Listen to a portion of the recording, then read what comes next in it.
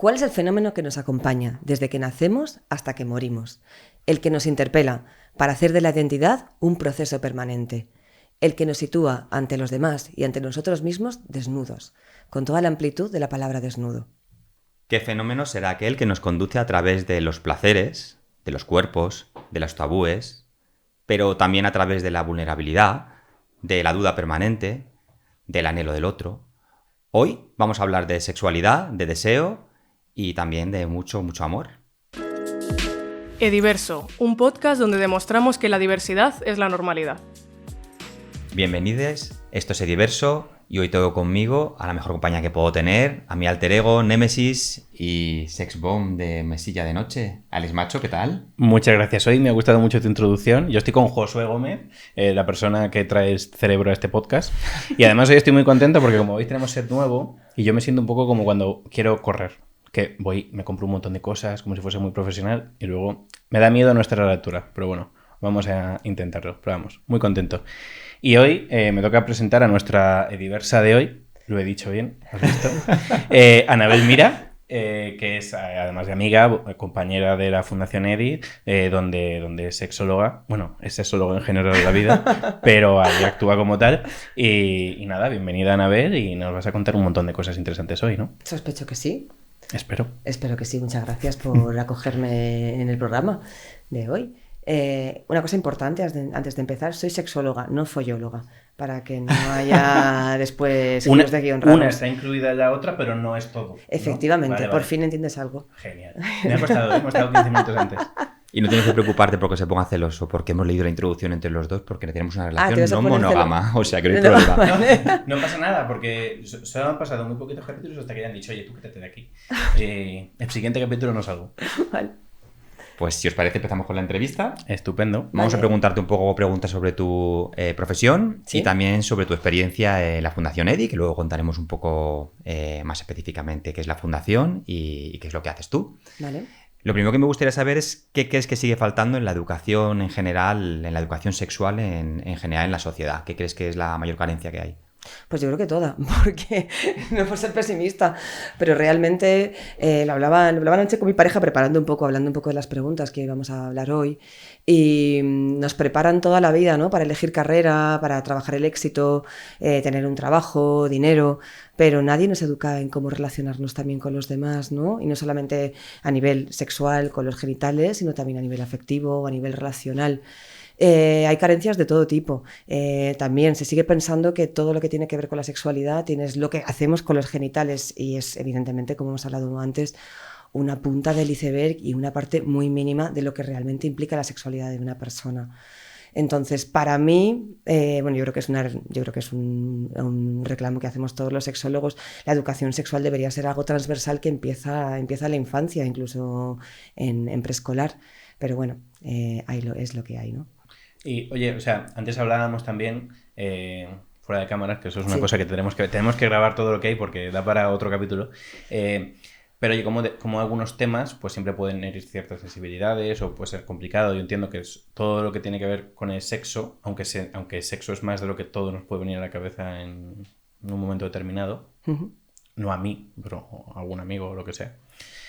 ¿Cómo se integra toda esta educación sobre diversidad sexual, sobre diversidad de género, pues de una manera inclusiva, ¿no? Y que pues puedas llegar y conseguir tu objetivo uh-huh. Sin caer quizás en los tópicos de siempre o eliminando ciertas barreras que siempre pueden surgir, ¿no? Al hablar de sexo, que imagino que es complicado, ¿no? Si dices que falta mucho por hacer, sí. Imagino que la primera barrera que te encuentras cuando hablas con alguien es, pues vamos a hablar de sexo. Y lo primero que tienes que hacer es derribar todas esas creencias que pueden existir. Sí. Pues bueno, eso. ¿Cómo integras esto? ¿Cómo integro la diversidad, te refieres? Es. La diversidad es que forma parte de lo que hablábamos un poco antes también con Josué, ¿no? Y también un poco en la escuela sexológica donde trabajo. No, la diversidad no es parte del temario, es el temario. O sea, quiero decir, partir de la idea de que la diversidad es un elemento aparte de lo que implica la educación sexual es presuponer que existe algo normal y algo diverso.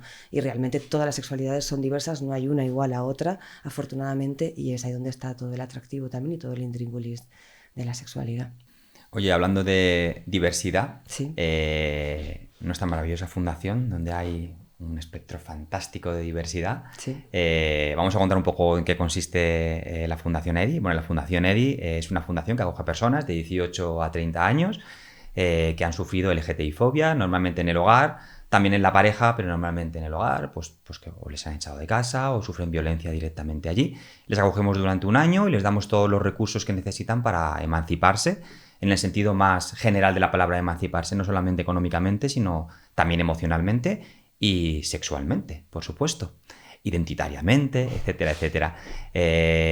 Bueno, Anabel hace talleres semanalmente con los chiques de la fundación sobre sexualidad.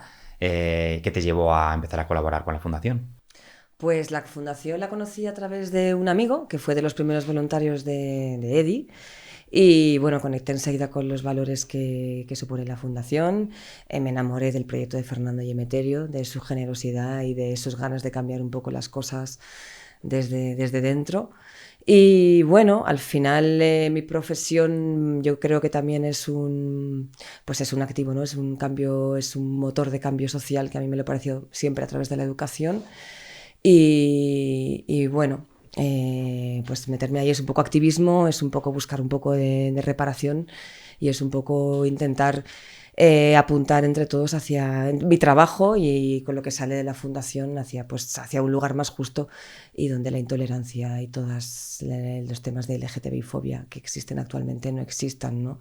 Que no sea un peligro, ¿no? Que tener una identidad, una orientación del deseo, pero bueno, es un intento. Bueno, muy bien, y además nos has dicho que tú eres la voluntaria favorita de los chicos porque siempre vas a hablar de temas que aparte que ser útiles, pues son así entretenidos. Es verdad que no te lo ponemos muy difícil, mi último taller fue de Excel, entonces pues... Bueno, juego con ventaja, ¿sabes? Es complicado, además creo que estuviste justo el día de antes tú, o sea que Sí. fatal. Pero cuidado, macho, que como también hemos hablado fuera de cámara, a mí también me cancelan las consultas para ir al taller de Anabel, ¿eh? O sea que no hace falta que sea de Excel. Por eso, bueno, pues fíjate, o sea, está más claro que es la voluntaria favorita. No pasa nada, no te guardamos rencor ninguno. Es por los chistes, porque soy sexóloga de día, payasa de noche. Si fuese por los chistes sería yo el voluntario favorito, pero... No sé, tengo mis dudas, ¿eh? Bueno, pero sí que es verdad que, o sea, una de las cosas, también tú llevas muchos años en la fundación, Sí. y yo viéndolo desde una perspectiva no profesional, pues sí que veo que como que para los chicos, sobre todo el tema de su sexualidad, pues es una cosa no nueva, pero sí que o quizás empiezan a entender o que empiezan a poder expresar, entonces es como un tema muy candente y a veces Sí. pues, o sea, también... Iba a decir que es como, no es en el momento que les toca, pero bueno, a cada uno le toca cuando sea y no hay un momento en el que te toque o no te toque, ¿no? Pero bueno, son diferentes momentos vitales y que pues lo viven con mucha intensidad y lo que te quería preguntar es, en todos estos años, ¿qué es así lo que más te ha llamado la atención, que has visto en los chicos o las chicas o los chiques? Gran pregunta. Sin decir nombres, pero no, pues... evidentemente. Yo creo que cada historia de los usuarios que entran en la fundación te marca de por vida, ¿no? Al final son historias de superación, son historias también de intentar integrar traumas o vivencias pasadas que les han llevado a situaciones bastante complicadas, pero antes que lo negativo me quedo con la alegría, con la ilusión que suelen poner por ejemplo, en mis talleres con el tema de la sexualidad, por aprender, por cuestionarse a sí mismos, por intentar llegar a un lugar, pues eso, ¿no? Con todo lo que llevan detrás a encontrar, hacer de la sexualidad un lugar placentero y gozoso, ¿no? Y propio y auténtico. Por eso, sobre todo, yo creo que una de las cosas con las que más me quedo y yo creo que uno de los casos que me suele marcar más, o que bueno, o por lo menos me impacta, son las identidades trans, las chicas trans que tenemos en la fundación. Las historias de superación son brutales, son muy emocionantes. En particular ahora Josué y yo estamos con una usuaria trans preciosa, maravillosa, que al final muchas veces me enseña más, ella más a mí que yo a ella, ¿no? Y bueno, pues estas cositas me llevo. Sí, yo estoy de acuerdo. A veces es un privilegio trabajar con cierto tipo de perfiles, es una pasada, te lo decía también fuera y lo hemos hablado muchas veces. Lo que más me gusta de este tipo de personas usuarias es el descubrimiento de la identidad. El acompañar a una persona a descubrir su identidad es una pasada, la verdad es que es muy chulo. Oye, y así en general, además de con las personas usuarias de EDI, ¿cuáles son los prejuicios, los mitos así que te encuentras más habitualmente sobre sexualidad? Pues un poco lo que me estábamos comentando antes, con la pregunta de antes, ¿no? O sea, la gente, por ejemplo, en consulta, el tema de confundir excitación, deseo, satisfacción, orgasmos, hay una falta de vocabulario, hay una falta de ideas y todo es que como que la gente llega con cosas muy reducidas que al final hacen que la experiencia misma de su vida sexual o de su sexualidad sea bastante pobre o bastante confusa muchas veces. Sobre todo con el tema del deseo, es uno de los temas más potentes que trabajo en consulta. Y es curioso, ¿no? Como se sigue confundiendo, ¿no? Esas ganas de follar, la follología siempre sigue apareciendo por detrás con el deseo, que es bastante más profundo y bastante más importante en la vida de una persona que solamente el hecho de follar. Que follar está muy bien, ¿eh? Que cada uno también cómo se lo gestione. Pero todo el mundo viene con esas cosas, ¿no? Y es curioso como también conforme se va desarrollando la consulta o los talleres, se le da amplitud un poco al concepto y la vivencia se vuelve mucho más profunda y mucho más trascendental y en consecuencia muchas veces mucho más satisfactoria. Una de las cosas que yo he aprendido mucho cuando se escucha a los expertos y la gente que sabéis y que no reduce todo a lo que estabas diciendo, sí, es que aprender de esos temas o poder desarrollarte no solo te impacta en tu vida sexual, sí, como se entiende coloquialmente, sino que te impacta en, pues, en cómo te sientes en general, en pues, tu autoestima, etcétera, entiendo, ¿no? Entonces, mi pregunta es, cuando hablamos también con los psicólogos de la Fundación, con Josué, etcétera, pues una de las cosas que, o en general, cuando hablo con amigos, de, oye, todo el mundo deberíamos ir a terapia porque nos vendría bien a todos. Entonces, aquí, como experta suprema que eres, al menos de esta mesa, ¿tú crees que también vendría, o sea, seguro que viene bien, ¿no? Pero tú detectas que puede haber ciertos problemas en general en la población de, oye, estaría bien que mucha gente entendiese mejor algunos aspectos, lo típico de, ¿no? A todo el mundo le vendría bien terapia, de verdad. Si también crees que en el tema de sexo, entendido en general, sí también es necesario. Sí, o sea, más que problemas, hay muchos malestares, pero es un poco también lo que hablábamos antes. La educación sexual se plantea siempre desde un lugar preventivo y llega la charla tarde y mal, además descontextualizada de los condones y de las ITS cuando somos adolescentes. Pero vamos, tendríamos que retrotraernos bastante más atrás, empezar a hacer una educación sexual, ¿no? Desde casa, desde la familia, desde el cole. Yo creo que si se empezara desde mucho antes, muchos de los malestares que luego traemos, ¿no? Y que todos tenemos, pues serían bastante menores. Igualmente, yo creo que es un tema que toca de tan profundo la vulnerabilidad que siempre genera un poco de malestar, de no saber por dónde ir, porque siempre cuando somos con los demás y nos mostramos ante los demás, por ejemplo, yo misma ahora mismo, ¿no? Mostrarme ante los demás siempre produce una cierta incomodidad, una cierta inseguridad, ¿no? Entonces, bueno, yo creo que si se empezara a tratar este tema, se empezara a hablar de la educación sexual, lo que pasa que, como siempre se plantea desde un sitio bastante preventivo y no de cultivo, que es al final lo que intentamos hacer desde la sexología, ¿no? Hacer una promoción de la sexualidad, pues habría muchos menos malestares de los que tenemos. Y antes de que Josué te haga otra pregunta inteligente, No. A mí me gusta cuando lo cuentas porque, claro, tú esto, aparte que lo has estudiado mucho y lo analizas y entonces te llevas los debates o la discusión o las respuestas, pues a un punto de vista que a una persona como a mí pues me costaría llegar y me parece muy interesante. Pero, o sea, en ese sentido, lo digo porque seguramente seas mucho más sensible a ver mensajes y cuando trabajas con chavales y demás. La pregunta es si has visto alguna vez algún mensaje, ya sea oficialmente una charla en un instituto, un mensaje que va directamente para gente joven, o una marca que no es su cometido dar ese mensaje, pero que lo da, alguna barbaridad, alguna cosa que digas, esto hace daño, esto puede hacer que mucha gente se equivoque y pues, que te haya llamado la atención. Constantemente, quiero decir, no es ninguna novedad. Incluso también cuando se hace educación sexual sin tener una formación, también se mete bastantito la gamba. No es bastante, o sea, no entender lo que significa la educación sexual y tratarla desde determinados aspectos bastante concretos y bastante cutres, bastante poco apropiados, porque también hay que tener en cuenta el contexto, la edad, a quién nos dirigimos. También la educación sexual nunca puede ser algo que nos diga lo que tenemos que hacer. La educación sexual nos habla de cómo cuestionarnos y de cómo queremos vivir nosotros a nuestra manera, a través de nuestra biografía. Sí que es verdad que me encuentro, por ejemplo, en eso que me estás contando, y yo creo que ahora que hay un montón de altavoz para diferentes divulgadores a través de Instagram o de las redes sociales, es bastante, a mí me choca, ¿no? Y es como, joder, qué problema, ¿no? Porque al final nos hablan de lo que tenemos que hacer sin ningún tipo de filtro y no estamos intentando imponer una nueva moral sexual, estamos intentando hacer una ética que cada uno viva la sexualidad a su manera, no desde lo que se supone que se debe o que no se debe hacer. Oye, ¿nos puedes contar algún caso así que te haya marcado especialmente? Sin nombres ni nada, pero acerca de sexología en general, algún caso que te haya marcado especialmente que... Mira, tengo que decir que ni que esto sea un éxito, pero bueno, ya he tenido como dos parejas que han pasado por consulta que luego me han invitado a la boda. Eso ha sido bastante... Es bonito, o sea, sin que tampoco que tenga que acabar juntos sea el fin de la consulta, ¿no? Ni de la intervención, pero eso ha sido bastante bonito.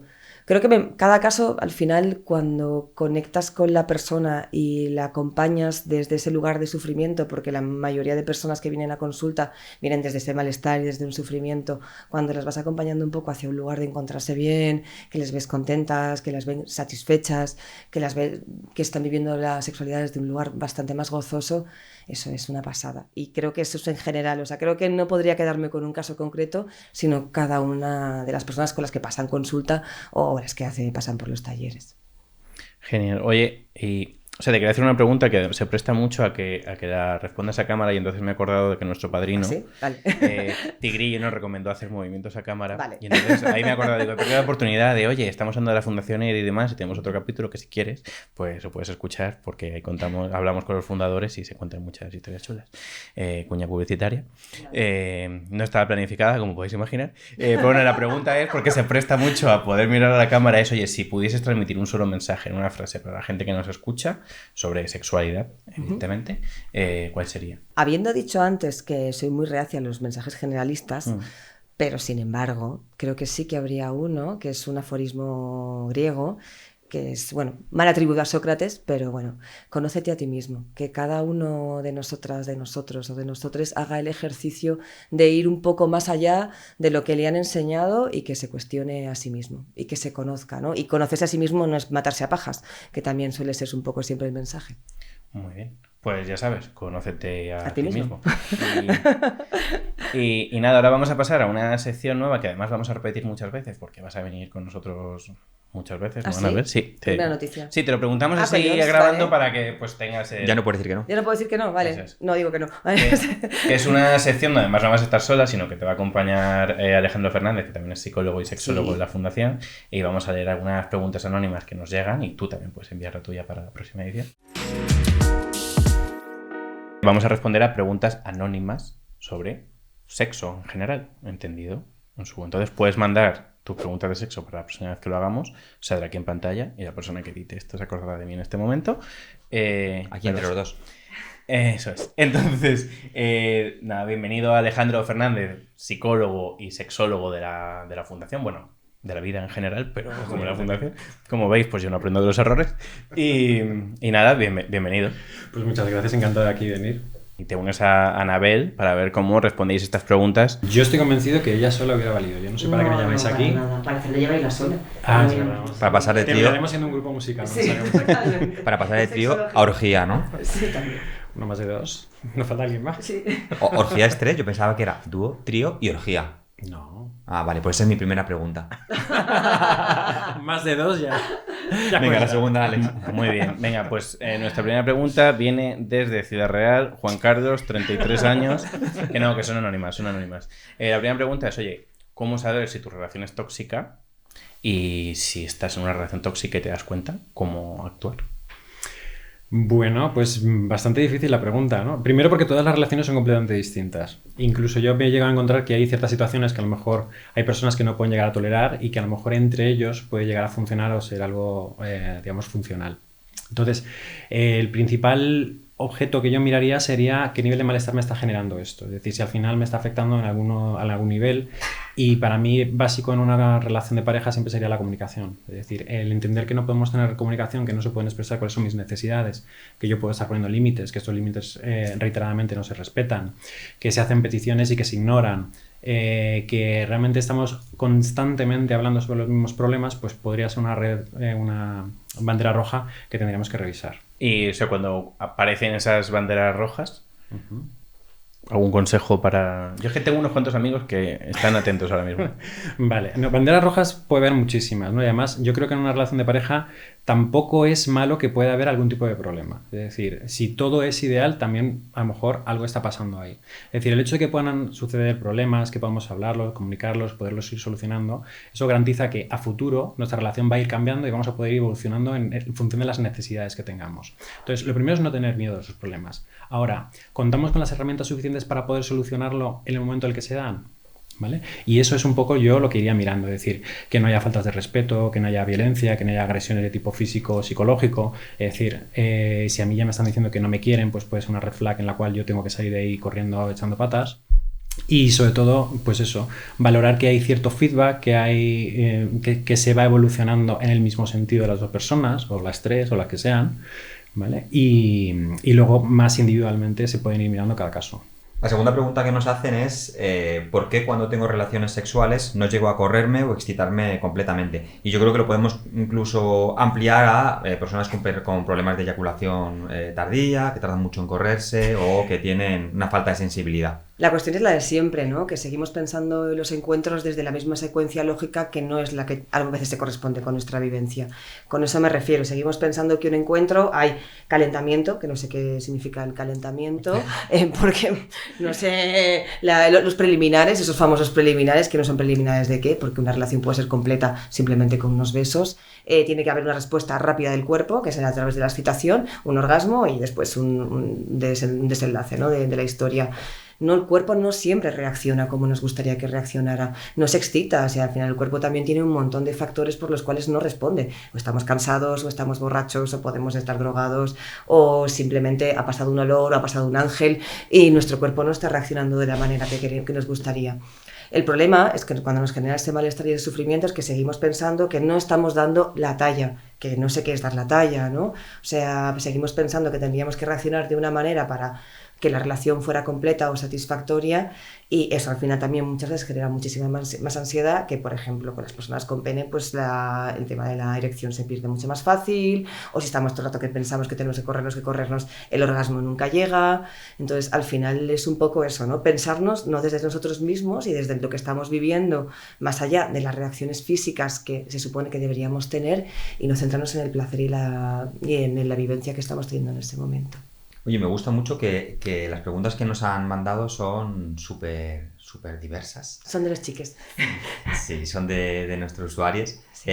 Y es guay porque como que abarca todo el espectro un poco de la sexualidad y mola mucho. Ni aposta, súper bien. Sí, estuvimos 2 semanas preparándolas.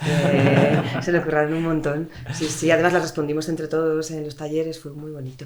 Así que sí. Están viendo esto, así que les vamos a mandar un beso y gracias por darnos material. Hola. A mí me gustaría añadir una cosa que me parece muy importante, por lo menos siempre la comento en consulta, ¿no?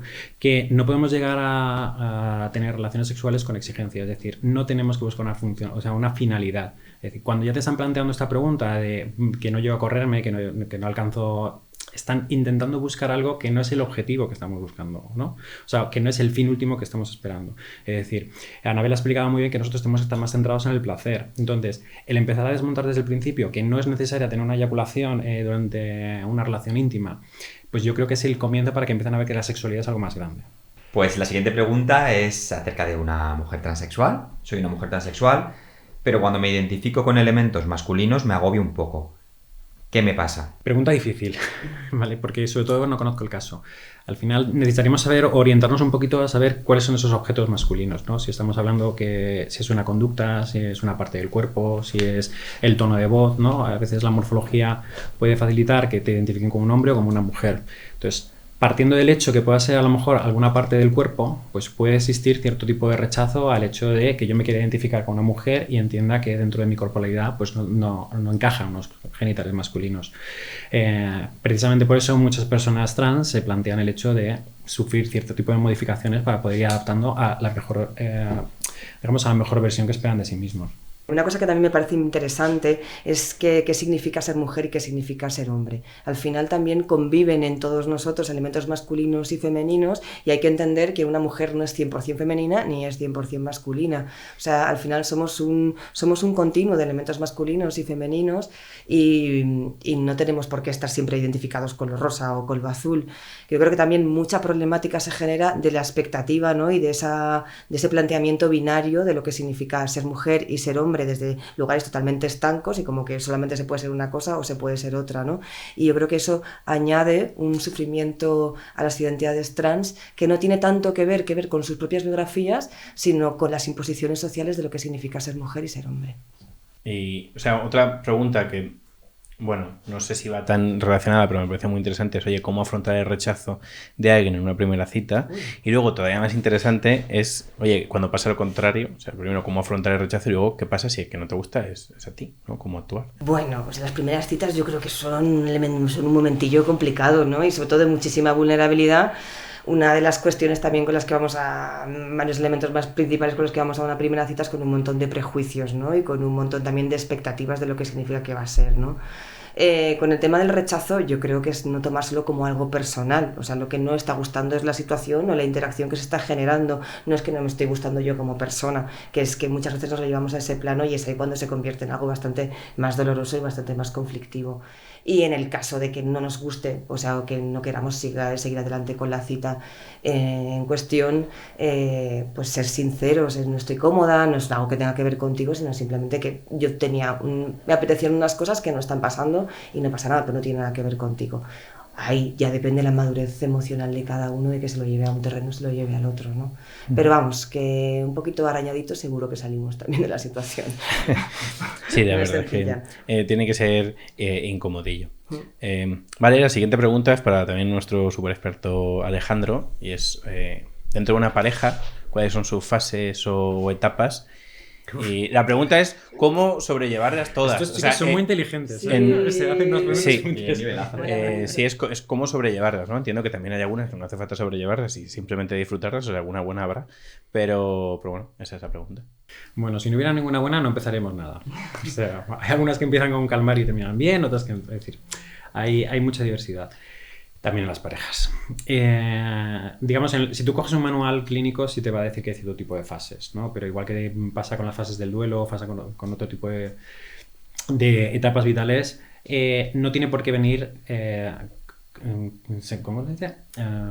Secuenciadas. ¿Vale? Es decir, generalmente hay pues una fase de enamoramiento en la que todo es fantástico, maravilloso, tendemos a idealizar a la persona, en el que hay un montón de neurotransmisores que van a facilitar que nosotros podamos vincularnos con quien hayamos elegido, y que aproximadamente a los 2-3 años pues toda esa bioquímica va desapareciendo y se supone que ya hemos trabajado en lo que es la relación y tenemos otra serie de herramientas que van a facilitar el que podamos seguir vinculados. Eso es realmente lo que se diría que estamos en la fase de amor pleno, pero como hay tantos modelos de amor ahora mismo, no te sabría decir hacia dónde tenemos que tirar, porque hay relaciones que a lo mejor van a decidir quedarse en esa etapa de por vida. Hay gente que va a estar buscando constantemente estar en la fase de enamoramiento, viviendo siempre en el mundo de la piruleta y del algodón de azúcar, ¿vale? Porque han aprendido que eso era lo que les gustaba, entonces viven con muchísima frustración cuando de repente todo eso se acaba. Hay otras relaciones en las que pues se plantean tener unos objetivos a futuro y entonces pues te metes en una casa, te casas, si quieres puedes tener hijos, es decir, las fases van a cambiar mucho. ¿Qué es lo que considero que a lo mejor está el problema? Que nos han vendido mucho la película de que cuando éramos pequeños que el objetivo de nuestra vida era ser pequeños, estudiar, tener un buen trabajo, casarnos, tener hijos. Yo creo que ese modelo actualmente no funciona. Es decir, hay tantos modelos actualmente que pueden llegar a ser funcionales, que pueden ser válidos, que habría que ir caso a caso viendo cuál es el modelo que a cada uno le vendría bien. Vamos a por la última pregunta que han hecho los chiques. Vale. Anabel. Venga.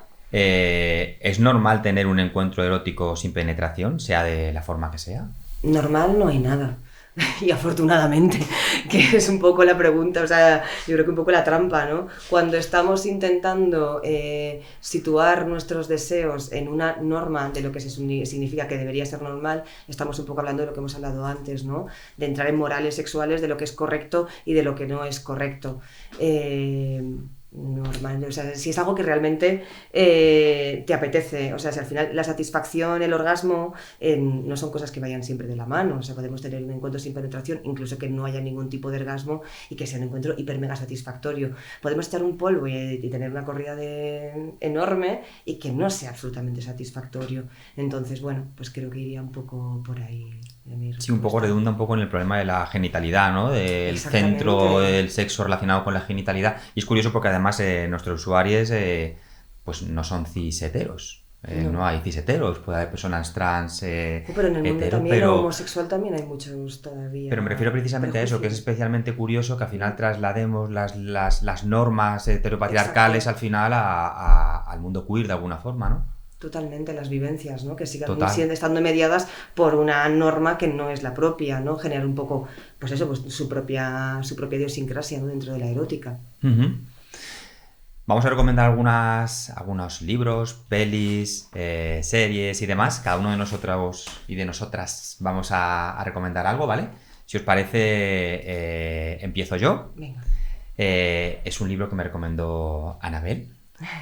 Así que se llama Carmila, es de 1822 y es un libro que trata sobre vampiras que expresan su deseo lésbico de alguna forma más o menos velada, porque imaginaos que es una época un poco complicado para hacerlo y se considera que es un antecedente a Drácula, incluso que Bram Stoker se fijó en este libro para escribir su novela. Así que es súper interesante y súper recomendable.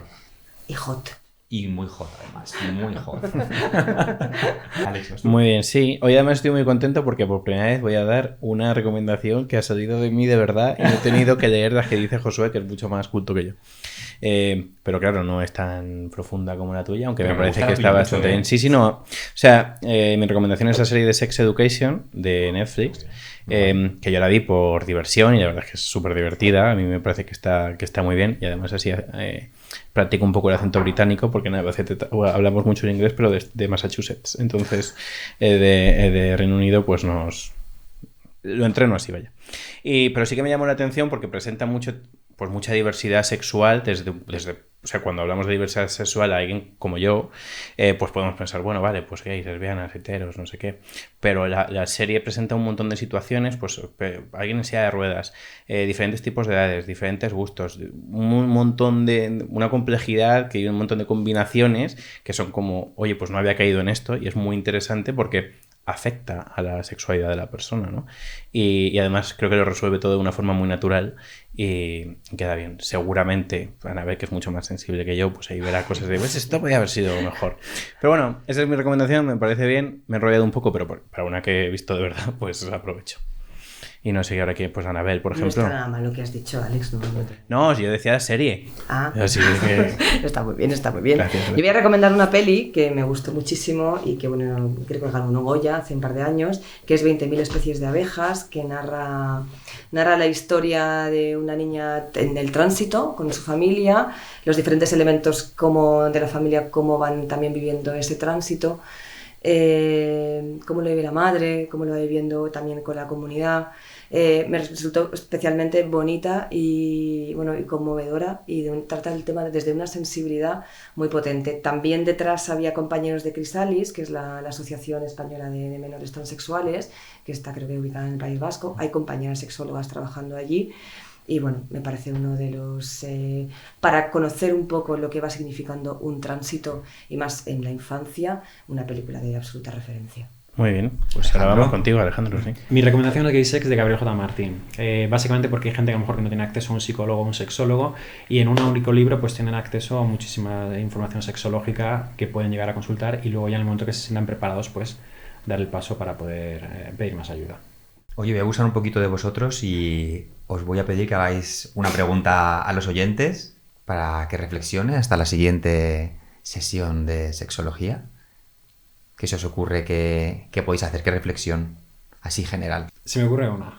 Venga, pues tú hoy. Tú venga. hoy y el próximo día, Anabel. Vale. Me parece perfecto. Si tuvieses que elegir entre un año de tener sexo y quedarte sin vacaciones una semana, ¿qué elegirías? ¿Eso es preguntas? Yo espero algo más profundo, pero me encanta. Me A mí encanta. me gustan los juegos de ¿qué prefieres? Sí, son bastante más turbios, pero... Oye, muchísimas gracias, Alejandro. Muchas gracias. Anabel, estáis contratados. Ya no Genial. podéis huir. Bien. Tenéis que venir Sin- siempre que os sin queremos. sueldo. Bien. Con el mismo sueldo que nosotros, exactamente el mismo. Y bueno, pues ahora vamos a despedirnos con la despedida favorita de Ale, que siempre le entra la risa tonta. Así que hasta la próxima, diversos. Chao. Chao.